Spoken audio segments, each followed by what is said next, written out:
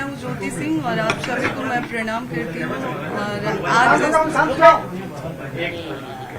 और आज इस तरीके से जनता एकजुट होकर मेरे साथ खड़ी है, उसके लिए मैं दिल से आभार प्रकट करती हूँ कि आप लोग मेरे साथ इतनी मजबूती से खड़े हैं। और तभी मैं आज इतनी मजबूती से खुद को भी खड़े होके और अपनी बात रखने की हिम्मत दिखा पा रही हूँ। तो मुझे कुछ समय चाहिए 10 मिनट का, जहाँ पे मैं अपनी बात रख सकती हूँ। उसके बाद आप मीडिया कर्मी से जो भी आप लोगों का सवाल होगा आप लोग मुझसे पूछ सकते हैं, लेकिन 10 मिनट मुझे मेरी बात रखने के लिए मुझे समय दीजिए। तो जैसा कि पवन जी ने बताया है, मैं एक बार पवन जी का जो वो प्रेस कॉन्फ्रेंस करके उन्होंने इंटरव्यू दिया है, मैं वो वीडियो प्ले करके और उनके हर सवाल का जवाब देना चाहूँगी, क्योंकि मैं यहाँ पे कुछ भी उनके अगेंस्ट बात करने नहीं आई हूँ या फिर उनके लिए कुछ ऐसा नहीं बोलने आई हूँ। बस वो उन्होंने जो बात बोला है उसका जवाब देना चाहती हूँ मैं। तो एक मिनट सबके पास है एक्चुअली, आप बताएं आप अपना पक्ष रखें। जैसा कि थोड़ा सा तेज बोल दें क्योंकि माइक पंखा बंद कर दो भाई, पंखा बंद। जैसा कि थोड़ा सा लाउड बोलिए तो माइक में आवाज आ जाएगी। भाई भाषा नहीं छुपाए जरूर, भाषा तो छुपाए है, आवाज ही नहीं आएगी।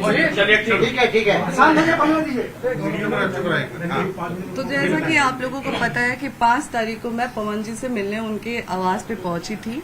वहां पे जब मैं पहुंची तो वहां पे कोई पुलिस, जैसा कि उन्होंने बोला था कि पहले से ही पुलिस वहां पे उनके भाई द्वारा बोला गया था कि वहां पे पहले से ही प्रशासन वहां पे थी, तो ऐसा कुछ नहीं था। मैं जब वहां पे पहुंची तो पहले हम लोगों ने गार्ड से पूछा, तो गार्ड ने ही हमें मना कर दिया कि नहीं, आपको ऊपर जाना अलाउ नहीं है, मना किया गया है। फिर जब हमने उनसे पूछा, उतनी देर में प्रशासन आती है, प्रशासन द्वारा बोला जाता है कि आप थाने चलिए, थाने बैठ के बात होगी। मैंने बोला कि नहीं, मैं थाना नहीं जाऊंगी। उसका वीडियो है मेरे पास, पहले मैं आप लोगों को वीडियो दिखाती हूँ। जब सुबह मैं जब पहुंची हूँ वहां पे, जब प्रशासन आई थी वहां का,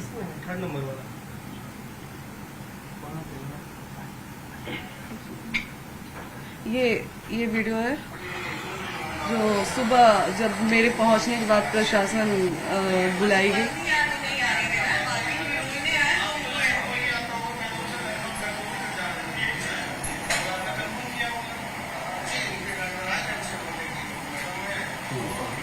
तो वहाँ भी प्रशासन बुला के मेरे साथ बदतमीजी किया गया वहाँ पे भी। और पवन जी बोल रहे हैं कि जब मैं रूम में चली गई उसके बाद प्रशासन बुलाई गई, और ऋतिक जी कह रहे हैं कि हम लोगों ने पहले से प्रशासन सुबह से ही वहाँ पे प्रेजेंट थी। तो पहले तो आप इन दोनों लोगों के बात में ही फर्क समझ जाइए आप लोग कि दोनों भाई लोग अलग अलग बात कर रहे हैं। और दूसरी बात कि चुनाव को लेके कि इतना आप गिर गई, तो चुनाव को लेके मैं गिरी। मैंने उसके बाद भी एक वो डाला कि पोस्ट डाला कि अगर आप मुझे पत्नी रूप में स्वीकार करते हैं तो मैं आज भी चुनाव लड़ने के लिए मना कर रही हूँ और मैं चुनाव नहीं लड़ूंगी। मैं यहाँ तक भी बोल रही हूँ कि अगर आप मुझे बोलेंगे कि आप अपने परिवार से रिश्ता खत्म कर दीजिए, आपके साथ अगर आप मेरे साथ ये भी कंडीशन रखते हैं कि आप अपने परिवार से नहीं मिलेंगी, आप अपने मायके नहीं जाएंगी, तो मैं वो भी करने के लिए तैयार हूँ। चुनाव नहीं लड़ेंगी, मैं वो भी करने के लिए तैयार हूँ, लेकिन शर्ते कि आप मुझे पत्नी के रूप में स्वीकार करिए तब। और चुनाव की बात तो आप लोग ही बताएं कि 15 साल से पार्टी में स्टार प्रचारक के रूप में पवन जी ने काम किया है। 15 साल में उन्होंने अपने लिए टिकट नहीं, वो खुद के लिए टिकट नहीं ले पाए, तो मैं किस मुंह से जाऊंगी उनसे ये कहने कि आप हमें टिकट दिलाइए भाजपा से। मेरा ये सवाल है कि किस मुंह से आखिर मैं जाऊंगी। पहले वो अपने लिए तो टिकट ले लें, फिर तो वो हमें दिलाएंगे। जो 15 साल में कार्यकर्ता के रूप में काम किए पार्टी में, फिर भी उनको पार्टी के द्वारा टिकट नहीं मिला, तो वो हमें टिकट क्या दिलाएंगे।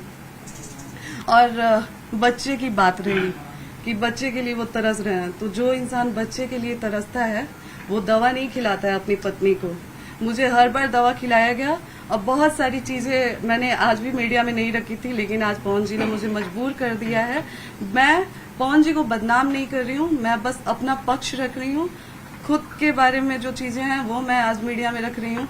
पवन जी द्वारा मुझे जब दवा खिलाया जाता था, उस चीज के विरोध में जब मैं बोलती थी, तो मुझे इतना टॉर्चर किया गया कि मैंने स्लीपिंग पिल्स खा लिया था, नींद की गोली, उस समय उनके भैया रानू भैया जी थे और उनके टीम मेंबर में से दीपक भैया थे, बिक्की जी थे। रात के 2 बजे वो लोग मुझे उठा के हॉस्पिटल ले गए और वहाँ पे मेरा इलाज हुआ। हॉस्पिटल का नाम मैं आपको दिखाती हूँ। कौन सी दवा देते थे ज्योति जी, बता सकती हैं क्या? जी वो जो गर्भपात का दवा खिलाते थे मुझे।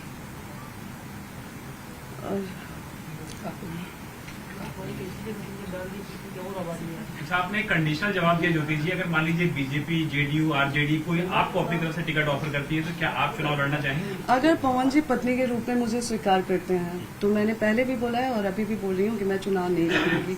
और अगर पवन जी मुझे पत्नी के रूप में स्वीकार ही नहीं करते हैं तो आज मैं भी समाज से पूछना चाहूंगी, क्या मुझे जीने का हक नहीं है? अगर पत्नी के रूप में वो मुझे स्वीकार करते ही नहीं है तो मैं कहाँ जाऊँ? क्या मैं अपने लिए खड़ी नहीं हूँ? क्या मैं एक ऐसी औरत बन के रह जाऊं कि लोग मुझे देख के ये सोचे कि मैं हार गई अपनी चीजों से? आज मुझे कई महिलाएं देख के उनको हिम्मत मिल रही है, कई महिलाएं मेरे लिए खड़ी हैं। आप चुनाव लड़ेंगे पवन सिंह के खिलाफ? अगर वो पत्नी, अगर ये मौका मिलता है तो आप चुनाव लड़ना चाहेंगे इनके खिलाफ? आप लड़ेंगे, उनके खिलाफ लड़ेंगी? बात चुनाव की है ही नहीं। देखिए मैं, उन्होंने तो पूरा बात चुनाव पे ही डाल दी है। उन्होंने कहा कि चुनाव की वजह से अगर वो पत्नी के रूप में स्वीकार नहीं करते हैं तो मेरे पास फिर कोई रास्ता ही नहीं है। चुनाव लड़ेंगे जी। किसी से बात चल रही है आपकी? किसी पार्टी से? कौन देगा टिकट? फिलहाल देखिए अभी तो कुछ टाइम से मैं यहीं पे हूँ, तो मेरा जो भी बातचीत हो रहा था वो अभी फिलहाल इन सब चीजों में इतनी बुरी तरह से मैं वो हो गई हूँ कि अभी फिलहाल मेरी किसी से कोई बातचीत नहीं है। क्या बातचीत से लड़ जाएंगे? नहीं, मेरा इंटेंशन ये नहीं है कि मुझे पवन जी के खिलाफ लड़ना है। बाकी पार्टी मुझे जहाँ से अगर लड़ाती है या फिर पार्टी टिकट देती है तो फिर जैसा पार्टी का आदेश होता है वैसा। जी मैंने बोला कि इतने टाइम में मेरी थोड़ी सी पार्टी से संपर्क टूट गई है जहाँ पे बातचीत। जी मैं अभी उस पार्टी का नाम एक्सपोज नहीं करना चाहती। सीट कौन सी है? सीट कौन सी? मैंने बोला तो कि जहाँ से पार्टी मुझे मौका देती है वहाँ से मैं चुनाव लड़ूंगी। काराकाट में आपको देखा गया है ना लगातार जनता से संपर्क करते हुए, तो क्या वो सीट आप सबसे ज्यादा प्रेफर कर रही हैं? जी बिल्कुल, मैं जहाँ पे बैठी हूँ वहाँ पे मैंने काराकाट के लिए ही मांग की है, क्योंकि लोकसभा चुनाव में पवन जी जब लोकसभा चुनाव लड़े थे उसके बाद पवन जी एक भी बार वहाँ पे नहीं गए। लोगों की उम्मीद, जो 2,75,000 लोगों ने उनको वोट दिया था, उन लोगों की भी इमोशंस के साथ खिलवाड़ हुआ। और आप मुझे ब्लेम किया जा रहा है कि आप राजनीति के लिए ये सब कर रही हैं। राजनीति के लिए तो आप इतने गिर चुके हैं कि आज आप जो 2,75,000 लोगों ने आपको वोट दिया है आप उनके भी नहीं हुए। आप अपनी पत्नी का तो छोड़ दिए, आप तो किसी के नहीं हुए। तो चुनाव के लिए, राजनीति के लिए मैं गिर रही हूँ या आप गिर रहे हैं? आप दोनों में दूरियां क्यों बनी? कुछ अगर आप मतलब क्यों वो एक्सेप्ट नहीं कर पा रहे हैं? ये सवाल तो आप लोग पवन जी से पूछें। और एक और चीज जो पवन जी ने बोला है कि जब मामला कोर्ट में है, तो एक सवाल आज लोगों से, जनता से मेरा भी है। मैं चाहूंगी कि जनता ये सवाल मेरे तरफ से पवन जी से करे, क्योंकि मेरे किसी भी सवाल का जवाब तो पवन जी दे नहीं रहे हैं। मैं कुछ भी पूछ रही हूँ तो वो बोल नहीं रहे हैं। तो शायद जो जनता में आके वो बात कर रहे हैं, तो एक सवाल मैं चाहूंगी कि जनता मेरे तरफ से पूछे, और मैं आग्रह करूंगी जनता से कि एक सवाल मेरे तरफ से जनता द्वारा पूछा जाए कि क्या जब वो लोकसभा चुनाव में मुझे बुलाए थे उस समय कोर्ट में मामला नहीं था? क्या जब दोबारा मेरे मांग में सिंदूर डाला गया उस समय कोर्ट में मामला नहीं था? क्या दोबारा जब पति पत्नी की तरह मुझे रखा गया उस समय चुनाव में मामला नहीं था? क्या जब लोकसभा चुनाव से पहले पवन जी मुझे अपने फ्लैट पे लेके गए उस समय कोर्ट में मामला नहीं था? क्या जब दोबारा पवन जी चुनाव के बाद मुझे 20 दिन 25 दिन लाके अपने घर में रखे हैं उस समय कोर्ट में मामला नहीं था? और रही बात पति को याद करने की, आज मैं पति को याद कर रही हूँ, तो मैं आज से उनसे संपर्क करने की कोशिश नहीं कर रही हूँ। मैं बहुत पहले से संपर्क करने की कोशिश कर रही हूँ, लेकिन कभी उनके भाई द्वारा दुत्कार दिया जाता है, कभी उनके उनकी फैमिली से भी मैं कांटेक्ट, पवन जी से मेरी बात होती नहीं है, पवन जी मेरा फोन उठाते नहीं है, और मैं किसी और से बात करने की कोशिश करती हूँ तो वो लोग मुझसे इस तरीके से बात करते हैं। मैंने कई बार कोशिश किया था बात करने की पवन जी से, आज से नहीं बहुत टाइम से मैं कोशिश कर रही हूँ, लेकिन पवन जी मुझसे बात नहीं करते थे और यही रहा। मतलब आप लगातार उनसे संपर्क करना चाह रही हैं? जी, ये गलत बात है कि मैं चुनाव के टाइम उनसे संपर्क करने की कोशिश कर रही थी। मैं बहुत टाइम से उनसे बात करने की, हाँ, जब लोकसभा चुनाव के पहले हमारी कोई बातचीत नहीं थी, उस समय मैं भी संतुष्ट हो गई थी कि पवन जी ने मुझ पे डाइवोर्स फाइल कर दिया है। और पहले तो मैं ये क्लियर कर दूं लोगों से कि डाइवोर्स हमारे तरफ से नहीं फाइल हुआ है, डाइवोर्स पवन जी की तरफ से फाइल किया गया है। डाइवोर्स का केस पहले पवन जी ने डाला है, हमारे तरफ से नहीं हुआ। हमारे तरफ से शुरू से ही मैं लगी थी कि अपना रिश्ता बचा लूं। हाँ, जब डाइवोर्स फाइल हुआ था तो मैं मुझे भी हो गया कि चलो, मैं उस समय शांत हो गई कि उन्होंने डाइवोर्स फाइल कर दिया, वो नहीं रखना चाहते हैं, तो कब तक मैं ये चीजों को वो करूं, कब तक मैं झेलूं, तो मैं शांत हो गई थी। लेकिन दोबारा जब ये लोकसभा चुनाव में बुला के मुझे यूज किया गया, मेरे मांग में सिंदूर भरा गया, तो क्या मेरा कोई मान सम्मान नहीं है? क्या औरत की कोई इज्जत नहीं है? क्या औरत सिर्फ एक इस्तेमाल की चीज बन के रह गई आज समाज के लिए, कि जब आपको जरूरत पड़ेगा आप औरत को बुलाएंगे, मांग में सिंदूर डालेंगे, पति पत्नी का संबंध बनाएंगे और फिर चुनाव के बाद फिर छोड़ देंगे ये कह के कि कोर्ट में मामला है? ये कहाँ से इंसाफ है और ये कहाँ का इंसाफ है? आज पवन जी कह रहे हैं चुनाव के टाइम, तो छोड़े तो आप भी थे हमको चुनाव से पहले, तो फिर चुनाव के टाइम आपने क्यों याद किया? राजनीति के लिए मैं घिरी हुई हूँ या आप कर रहे हैं काम? और रिकॉर्डिंग, एक सेकंड, बस एक रिकॉर्डिंग इनके, मैं उनके घर पे जब जाने की बात करती थी तो ये उनके भैया रानू जी हैं, उनका ये भैया, ये अम्मा क्या स्टेटमेंट दी है बताइए तो? क्या चीज?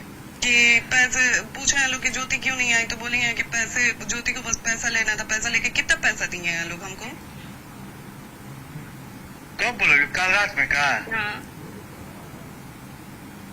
कितना पैसा आप बताइए कि इलेक्शन में कितना पैसा हमको दिया गया था? गाड़ी की बात है तो गाड़ी हम मांगे थे, कहीं दिखा दे पवन सिंह की हम उनसे गाड़ी मांगे हैं? तो बात हमें एक और चीज बताइए भैया, चलिए आप समझदार है ना, आप बताइए कि जब तक मैं पवन सिंह की वाइफ हूँ, क्या पूरा पवन सिंह का मेरा नहीं है? आज अगर घरों पे हम आगे रहना चाहे तो कोई हमको निकाल देगा?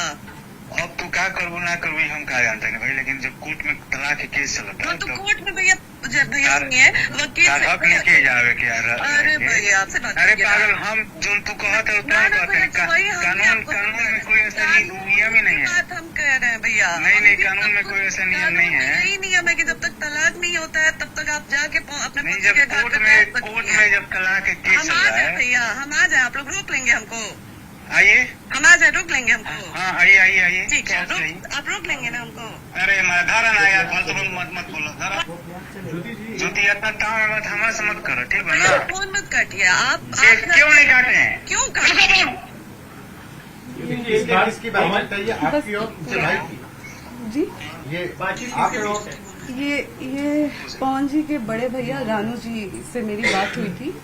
तो जब मैंने आने की बात किया तो ये लोग हमेशा मुझसे बहुत गंदे तरीके से बात करते थे, मुझसे हमेशा मुझे धमकी देते थे लोग कि आके दिखा दो, फिर हम लोग दिखाएंगे, ऐसे वैसे रिकॉर्डिंग। और जिस हॉस्पिटल में मैंने नींद की गोली खाई थी, उसके बाद रानू भैया के द्वारा वहाँ पे पवन जी के पहले के टीम में से दीपक भैया जी थे, रानू भैया जी थे और विक्की जी थे। हॉस्पिटल का नाम ये हॉस्पिटल है जिसमें मुझे 2 बजे रात को ले जाके इलाज करवाया गया।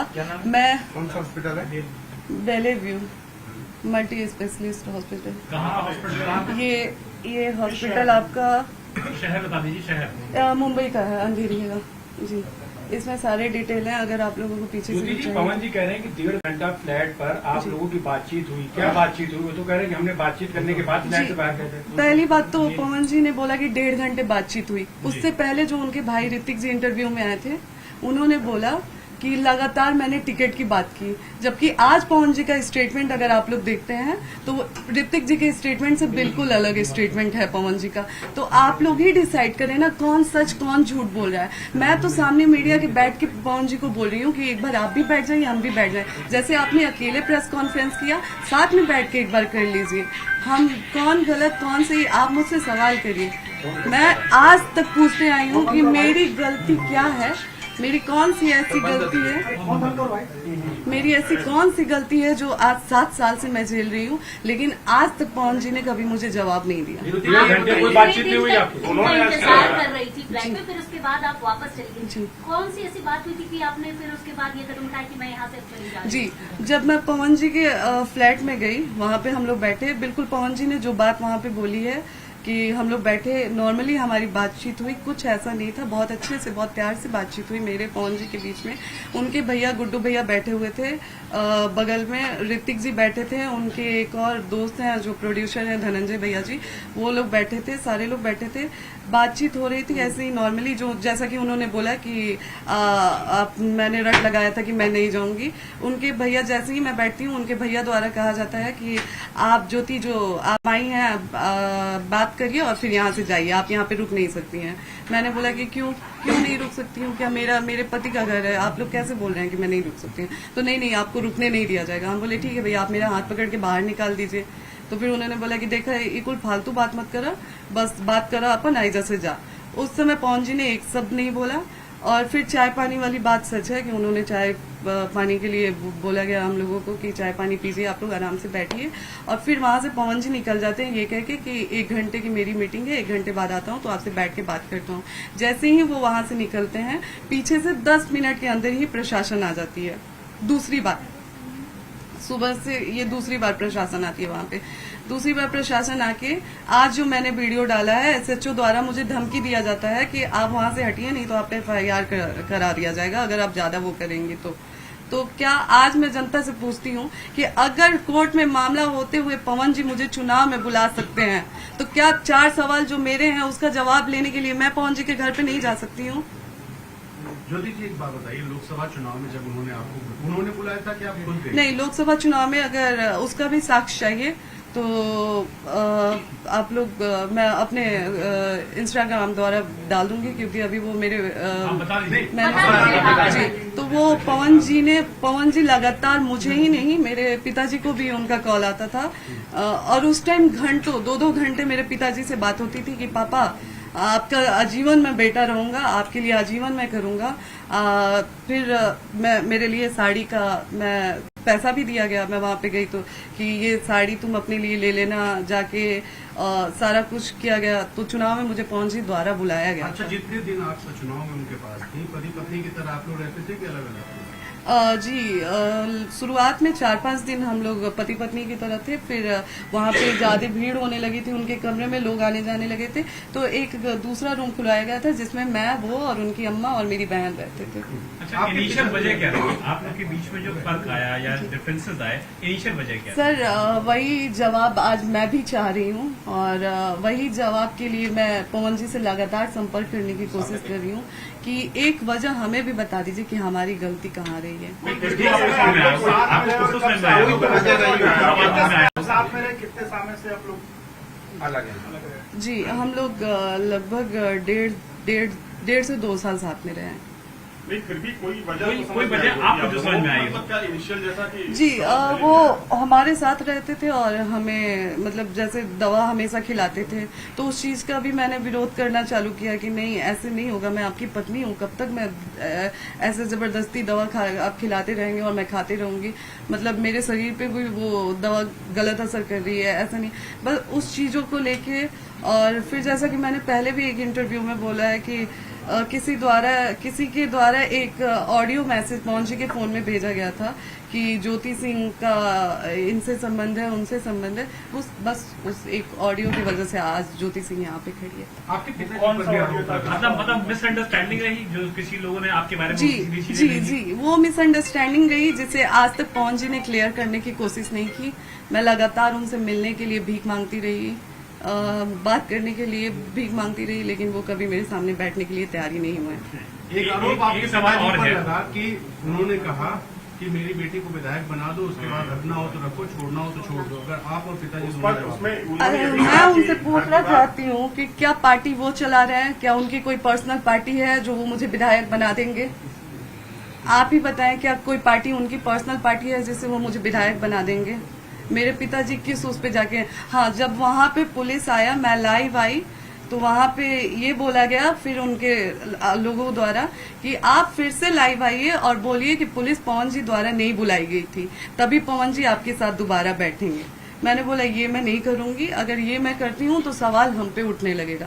तो फिर वहां से साफ साफ बोला गया कि फिर पवन जी नहीं आएंगे। फिर भी मैं रात भर रुकी वहां पे कि पवन जी आएंगे, मैं बात करूंगी, जाऊंगी। मैं बार बार लगातार उनके दोस्त थे, उनके स्टाफ लोग थे, उन लोगों से पूछती रही कि क्या आप लोग पवन जी आ रहे हैं, क्या आ रहे हैं। लेकिन वो लोग लगातार रट एक ही लगा के रखे थे कि आप पहले लाइव आके बोलिए कि जो पुलिस आई थी, प्रशासन आई थी, वो पवन जी के द्वारा नहीं आई थी, तब आपको पवन जी के पास बैठाया जाएगा, तब आपसे पवन जी बात करेंगे। हम बोले भैया एक बार हमारी फोन से बात करवा दीजिए, हम एक बार वो हमसे ये सारी चीजें बोल रहे हैं। तो नहीं, वो फोन पे भी बात करने के लिए तैयार नहीं हो रहे हैं, वो नहीं आएंगे। फिर भी मैं रात भर वहां पे रुकी। जब मैं वहां पे रात भर रुकी तो उनके स्टाफ द्वारा सुनाया जा रहा था मुझे। पहले तो हम लोग पवन जी के कमरे में थे, मैं और मेरी बहन।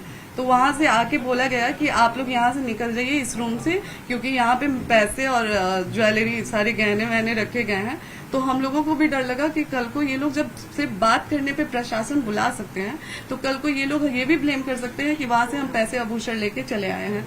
तो हम लोगों को उनके रूम से निकाल के सर्वेंट रूम में बैठा दिया गया। और रात भर हम लोग, मैं मेरे भाई बहन, हम लोग रात भर वहां पे रुके। दूसरे दिन भी हम लोग शाम तक रुके। फिर भी जब पवन जी नहीं आए और लगातार हम लोगों को इस चीज के लिए प्रेशर दिया गया कि लाइव आके आप बोलिए कि प्रशासन पुलिस द्वारा नहीं, प्रशासन पवन जी द्वारा नहीं आई थी, तभी बात होगी।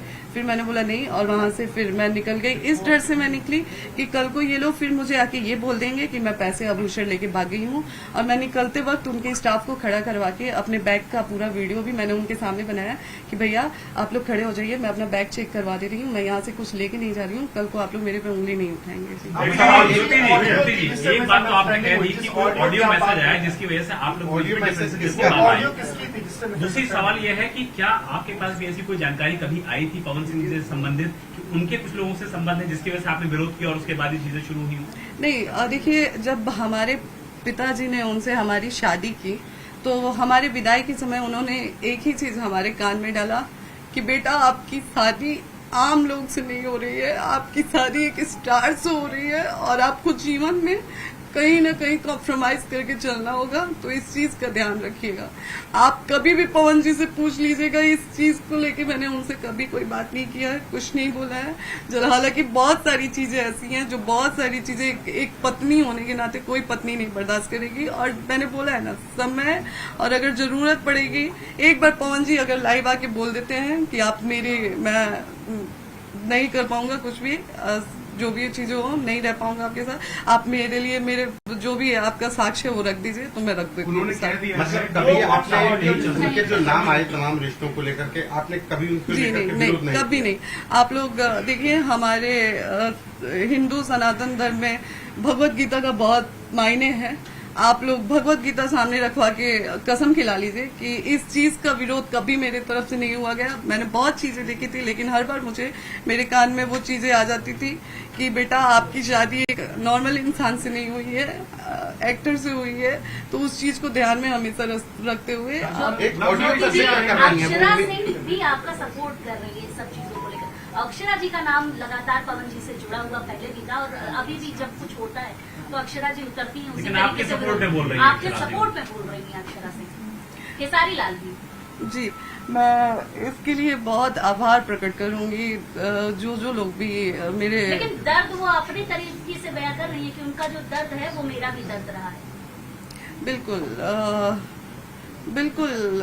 देखिए, चूंकि मैं जब वो पवन जी के साथ रही हैं तो मुझे शादी के बाद तो कुछ महीने बाद वो दोनों लोग अलग हो गए थे। हाँ, शादी के कुछ टाइम बाद तक भी वो लोग साथ में रहते, लेकिन शादी के बाद कुछ टाइम बाद वो लोग अलग हो गए थे। तो उनका क्या रहा है क्या नहीं रहा है मुझे नहीं पता है, लेकिन हाँ मैं इतना जरूर बोलूंगी कि एक महिला के साथ तो चीजें हुई नहीं है। यहाँ पे कई महिलाओं की बात आती है और कई महिलाओं ने सवाल उठाया है पवन जी पे। तो हो सकता है कि जो मैंने झेला है उन्होंने भी झेला है। लव मैरिज थी आपकी अरेंज मैरिज? शादी मेरी अरेंज मैरिज थी। हमारी बुआ की शादी उन्हीं के गांव में हुई है। उन्हीं की शादी में उनके गुड्डू भैया आए थे और उन्होंने मुझे देखा था और उधर से रिश्ता आया था। फिर उनके चाचा जी ने मेरे पापा से कांटेक्ट किया और पापा की तरफ आके बोला गया कि पापा ने बल्कि बोला भी कि ऐसे ऐसी चीज है, कहीं मेरी बेटी को कुछ हो जाएगा तो वो बड़े ही उससे सीना चौड़ा करके बोले कि नहीं, हम उस घर के मुखिया हैं, ज्योति के हर चीज का वो मैं लेती हूँ। लेकिन आज वो लोग एक फोन भी हमारा नहीं उठाते हैं, हमसे बात तक नहीं करते हैं। आज इतना सब कुछ होने के बाद आपको लगता है कि सब कुछ नॉर्मल हो पाएगा एक पति पत्नी के तौर पर, क्योंकि चीजें बहुत आगे बढ़ चुकी हैं? जी देखिए, अभी तक तो मैं एफर्ट्स डाल रही थी और अभी तक मैं कोशिश भी कर रही थी, लेकिन अब ये जो 3-4 दिनों से चल रहा है ना, अब तो मुझे भी उम्मीद नहीं है, और अब मुझे नहीं उम्मीद है, इसीलिए आज मैंने प्रेस कॉन्फ्रेंस कह दिया कि वो आपके साथ नहीं रहेंगे और कोई गुंजाइश नहीं। आपका स्टेप क्या होगा, नेक्स्ट स्टेप क्या होगा? अगर आपको कोई ऐसा मौका मिलता है कि आप जा सकते हैं, तो क्या आप जाएंगे पवन सिंह के साथ या स्टेप आउट करेंगे? मैं बिल्कुल, मैंने शुरू से अपने तरफ से अपना रिश्ता बचाने की कोशिश किया है। मैंने अपने पापा की इज्जत रखने की, मैं उस परिवार की भी इज्जत रखने की कोशिश की हूँ, लेकिन अब जब वो नहीं रहना चाहते हैं तो फिर मैं जबरदस्ती कब तक कर सकती हूँ? ज्योति जी, यही हम लोग का सवाल है कि नेक्स्ट स्टेप अब आपका क्या होगा? देखिए, अभी फिलहाल मुझे खुद भी कुछ नहीं समझ में आ रहा है, क्योंकि मैं उनसे बस यहाँ पे बात करने आई थी, एक नॉर्मल सी बात, 4 सवाल का जवाब। वो 4 सवाल ये कि अगर कोर्ट में ही मामला था, चुनाव में मुझे क्यों यूज किया गया, चुनाव की बात बस ये 4 सवाल मैं करने आई थी, लेकिन उसका वो जवाब नहीं दे उनका पाया। कहना है कि मेंटेनेंस का तो आपकी तरफ से भी केस डाला गया है, बलिया में चल रहा है। बलिया में आपका केस वो चल रहा है। कोर्ट प्रोसेस है, अगर आप सामने से मेरे तरफ केस करते हैं तो उसके जवाब में मुझे भी मतलब वो करना पड़ता है, तो वो कोर्ट प्रोसेस है, जैसे जैसे प्रोसेस है मैंने फॉलो एक किया। बात ये भी एक कही सवाल जा ये रही है है कि अगर पवन सिंह डाइवोर्स में एलिमनी मांगी आपने गई जो थी, सवाल वो आपकी तरफ से कुछ ज्यादा मांगी गई है, जिसकी वजह से आप डाइवोर्स के लिए पैसे ज्यादा मांगे जा रहे हैं।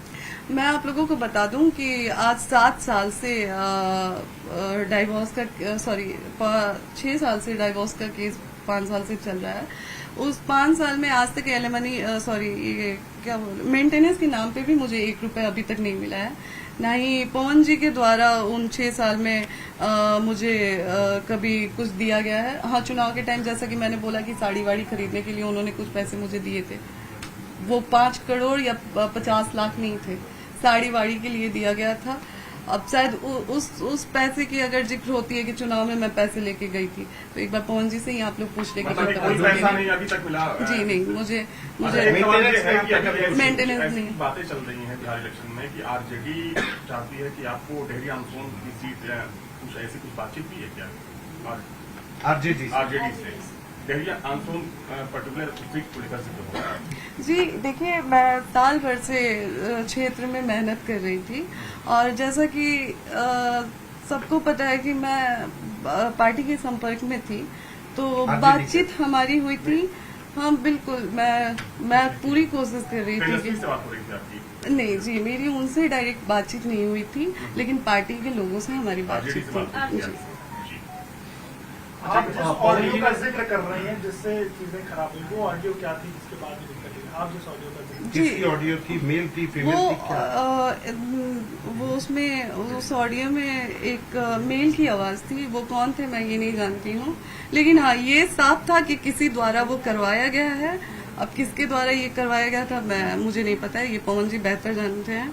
उस ऑडियो में ऐसे मतलब था कि ज्योति सिंह के कई सारे लड़कों के साथ अफेयर हैं, ये है वो है जी, इसी वजह से आज ये सारी चीजें। इस दौरान जब 2018 में शादी हुई, 1 महीने के बाद भी दिक्कतें होनी, जैसा कि इंटरव्यूज में आपके फादर ने कहा है कि दिक्कतें शुरू हो गई थी, तो क्या आपके साथ कभी मारपीट भी हुई? जी नहीं, मारपीट नहीं हुआ था, लेकिन टॉर्चर बहुत किया जाता था। जैसे कभी मैं बहुत सारी चीजों से परेशान होकर बालकनी में जाके खड़े होंगी, तो वहां पे बोला जाता था कि कूद के मर जाओ, अगर इतनी ही परेशान हो हर चीज से तो मर क्यों नहीं जाती हो, थोड़ी देर का दर्द होगा फिर सोचो हर चीज से तुमको आराम मिलेगा। तो इन सब चीजों को इतना मेरे दिमाग में बैठा दिया गया था कि एक टाइम मैंने 25 गोली नींद की गोली खा ली थी 2 बजे रात को, जो कि अभी मैंने बताया, तो उनके भैया और दीपक भैया जी और बिक्की जी के द्वारा मुझे ले जाया गया था। ये कूदने की बात पवन सिंह कहते थे आपसे, वो कूदने की बात की कूद के मर क्यों नहीं जाती, ये पवन सिंह कहते थे? जी जी। उनकी माँ से कैसे रिश्ते आपके थे, क्योंकि उनकी माँ सबसे ज्यादा अपने बेटे को मानती है और बेटा भी उसी तरीके से अपनी माँ को मानता है? जी, पहले भी हमने इंटरव्यू में बोला था कि जब तक हम वहाँ पे थे उनकी माँ से मेरा बहुत अच्छा था। वो अम्मा बहुत ख्याल रखती थी मेरा, बहुत प्यार से रखती थी मुझे। तो उनके लिए आज भी मेरे मन में कोई शिकायत नहीं है, क्योंकि वो एक बेटी की तरह मुझे प्यार दी है जब मैं अपने बात ससुराल होती में है थी अभी आपकी उनसे? नहीं, अभी के टाइम में उनके फोन में मेरा नंबर क्या ब्लैकलिस्ट कभी है। उन्होंने आपसे बातचीत में कहा हो कि ये सारी जो चीजें चल रही है ये ना हो, तुम वापस आ जाओ, नहीं नहीं ऐसा कुछ? पवन सिंह चुनाव लड़ेंगे और आपको टिकट नहीं मिलता है, तो क्या आप उनके क्षेत्र में जाकर के आरजेडी के लिए प्रचार करेंगे जहां से वो चुनाव लड़ेंगे? अगर पार्टी बोलती है तो पार्टी बोलती है तो देखिए, अभी ऐसा कुछ मैंने नहीं सोचा है। वो आने वाले समय में मैं डिसाइड करूंगी कि क्या कैसे क्या होना है, तो वो आने वाले समय में। आप चाहती हैं कि पवन सिंह विधायक हो जाए, टिकट मिले उनको विधायक हो जाए? जी बिल्कुल, मैं तो आए दिन उनको फेवर करती थी, आए दिन मेरी वीडियो में मैंने बोला है कि अभी चाहती हैं कि वो विधायक हो जाए, माननीय हो जाए? लेकिन अगर मान लीजिए आपको इच्छा क्या एक्सेप्ट है? नहीं करते हैं तो भी आप चाहेंगे कि वो विधायक बन जाए? मैं देखिए, अगर वो मुझे एक्सेप्ट नहीं करते हैं तो फिर मैं उनसे मतलब ही नहीं रखूंगी। वो अपने जीवन में क्या कर रहे हैं क्या नहीं कर रहे हैं, वो कुछ भी कर रहे हैं, मुझे मतलब नहीं होगा। ना मैं उनको सपोर्ट करूंगी और ना ही मैं उनके बारे में बोलूंगी। शोभा जी, दो चार नामों का जिक्र आपने लाइव वीडियो में लिया है, धनंजय सिंह, सुधीर सिंह, उसके अलावा करणी सेना का भी जिक्र कहीं ना कहीं आपकी चीजों में आया है। ये लोग आपके साथ किस तरीके से सपोर्ट में, क्या इनसे बातचीत हुई है? क्योंकि धनंजय सिंह और पवन जी का रिश्ता माना जाता है कि बहुत अच्छा है। देखिए, अभी तक तो कोई बातचीत नहीं हुई है मेरी। बस मैंने रिक्वेस्ट किया था कि मैं भी समाज की बेटी हूँ और मुझे भी मेरा अधिकार मिलना चाहिए। मैं बस आज एक समाज से ये पूछना चाहती हूँ कि क्या आज महिला सिर्फ यूज होने के लिए रह गई है? क्या सिर्फ महिलाओं को लाइए, इस्तेमाल करिए और फिर छोड़ दिया जाए? क्या महिलाओं की भावनाओं की कोई कदर नहीं है? मुझे बस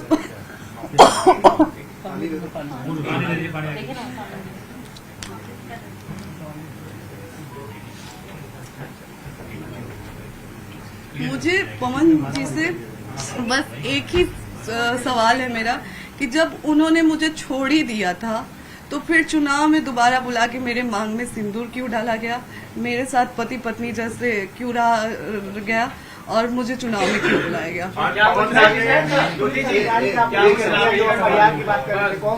जी जी, उनका नाम उपेंद्र सिंह उनका नाम उपेंद्र सिंह था, जो मुझे धमकी दे रहे थे कि वो मुझे धमकी दे रहे थे। आज मैंने इंस्टाग्राम पे वो वीडियो भी डाला है।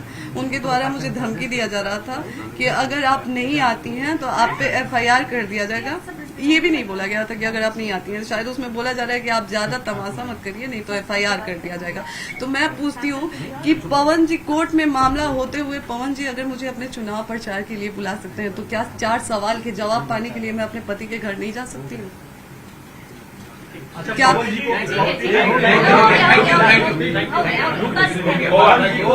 वायु श्रेणी की सुरक्षा मिल गई है, पवन जी को वायु श्रेणी की सुरक्षा मिल गई है। मैं आपको क्या लगता है कि जो जिस पार्टी से अभी वो जुड़े हैं उनको किसी तरह का खतरा हुआ है, या आप अपने लिए क्या इस तरह की सुरक्षा की सवाल जोड़ देता हूँ। प्रधानमंत्री नरेंद्र मोदी से, अमित शाह से, JP नड्डा से आपको अपील करना चाहेंगे?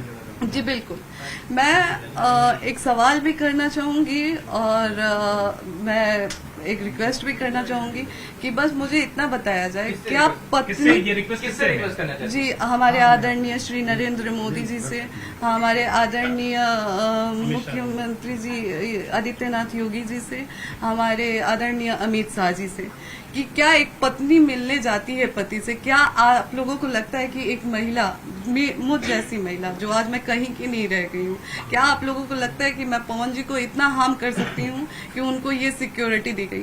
तो आज जो खुलेआम उनके ही यूपी में ही हमें SHO द्वारा जो धमकी दी गई FIR की और ऐसे हमारे साथ बिहेव किया गया, क्या हमारी सुरक्षा का क्या है? जो पवन जी के फैन द्वारा आए दिन मुझे धमकी मिलता रहता है, तो फिर हमारी सुरक्षा का क्या है? क्या एक पत्नी से उन्हें इतना खतरा हो गया कि उनको सुरक्षा दी गई? तो आज एक औरत होके जो मैं लड़ रही हूँ अपनी लड़ाई, तो हमारी सुरक्षा का क्या है? यूपी की बेटी हूँ मैं, क्या यही बेटी का मान सम्मान है? Thank you.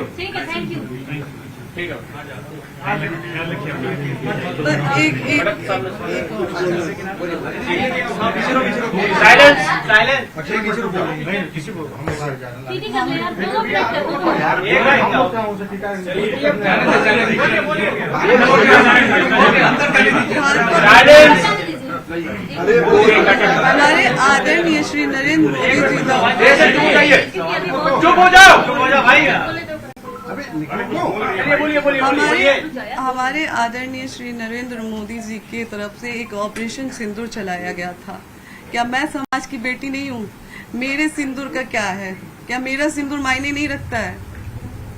तो मैं आज आदरणीय श्री नरेंद्र मोदी जी से सवाल करती हूँ कि मेरे सिंदूर का क्या है, मेरे मान सम्मान का क्या है?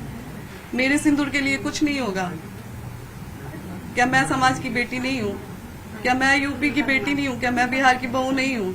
हमारे भी सिंदूर का मान सम्मान का इज्जत रखा जाए, लाज रखा जाए।